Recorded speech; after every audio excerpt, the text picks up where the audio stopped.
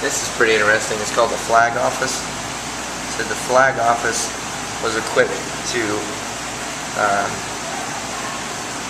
host Admiral and his staff. The Admiral and had his own dining office and sleeping quarters. His staff and their own staff and sleeping spaces.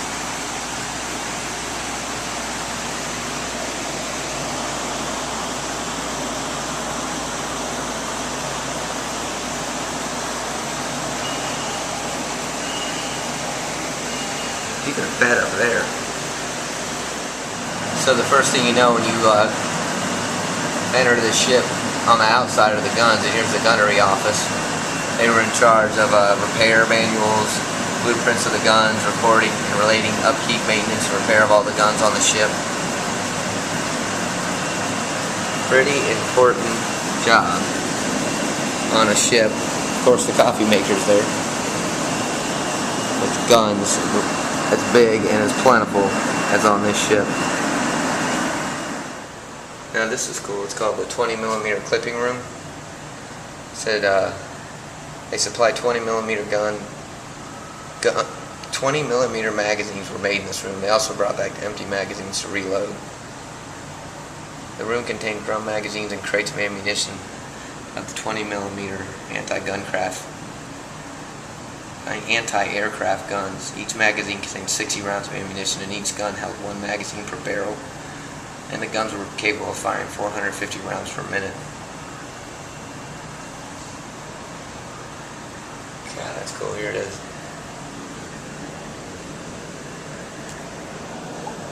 There's all the ammunition.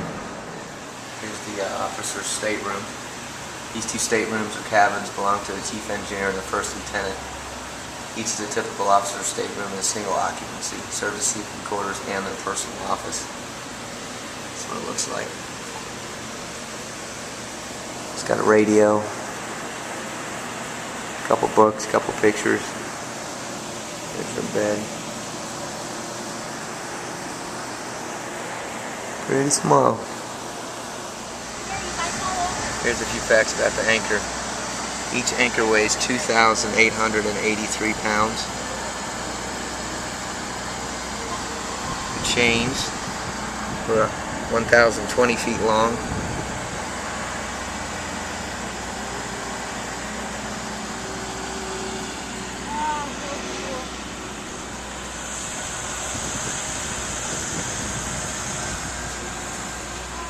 And here are the there's a dozen of these guns on each side. They've got them wrapped up though. Alright, so we're leaving the ship, going back out to the tail end of the ship, to the 1.1 inch quadruple mount gun. That's what it looks like. I'm standing next to it. We're on the kind of the middle tail of the ship. Effective horizontal range is 3,000 yards, 150 rounds per minute.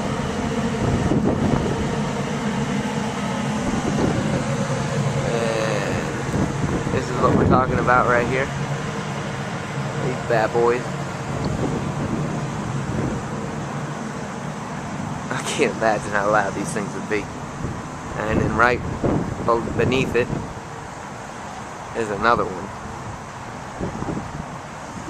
walking towards the tail end of the ship, so they're identical.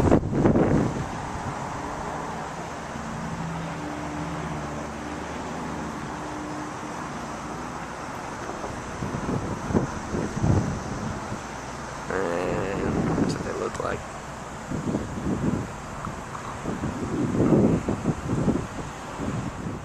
Let's check out the anchors.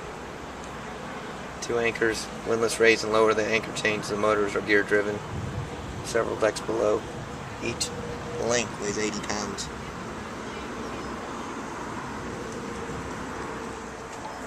You're fine. Let's check this out. Man, I gotta take one and picture these chains. Those are the lengths that weigh 80 pounds. That's what they run through. And then they go down deck there. Come up deck.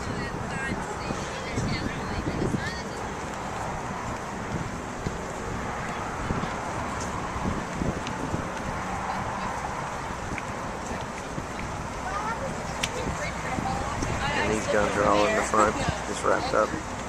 Oh my god. All the way into the anchor. I'm the king of the world. So scary. Standing on the bow of the boat now. This is pretty funny. It says the American alligators at the Battleship. There's Charlene and Charlie. Big guns, baby. That's what I'm talking about. This is really funny. It says these alligators are not fake.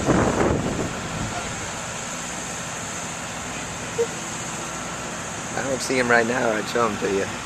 Most people don't think that alligators exist this far north in North Carolina, but they're here, especially in this river.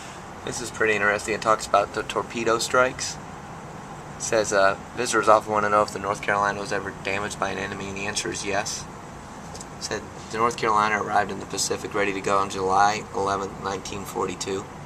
North Carolina fought her first battle on August 24th, 1942. She was torpedoed only 2 months later, September 15th, 1942.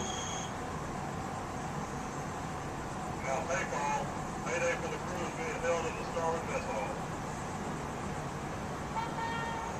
Said the Japanese submarine I-19 fired 6 long-range torpedoes at the carrier Wasp in a rapid sequence. These 3 torpedoes struck their target, causing tremendous damage. The third exploded into the North Carolina on the port side, the left side. It hit just forward of the 12-inch thick armored belt designed to protect it from torpedoes.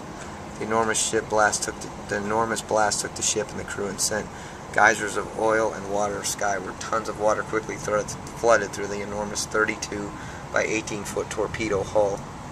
The water caused the ship to list, which in layman's terms is lean. The crew quickly righted the ship by intentionally flooding compartments on the opposite side. 5 men were killed and 23 were wounded. I guess this is what reenactment of what it looked like.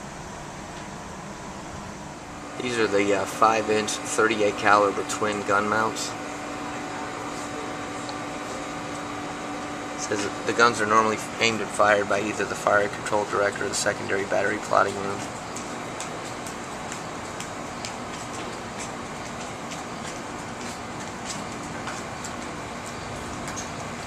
The guns could be placed in manual control. Manual meant the gun crew controlled their own gun mount. 54-pound projectiles. Dad, come on, Dad. That's what it looks like. Dad's over here. These things look teeny compared to those monsters up front.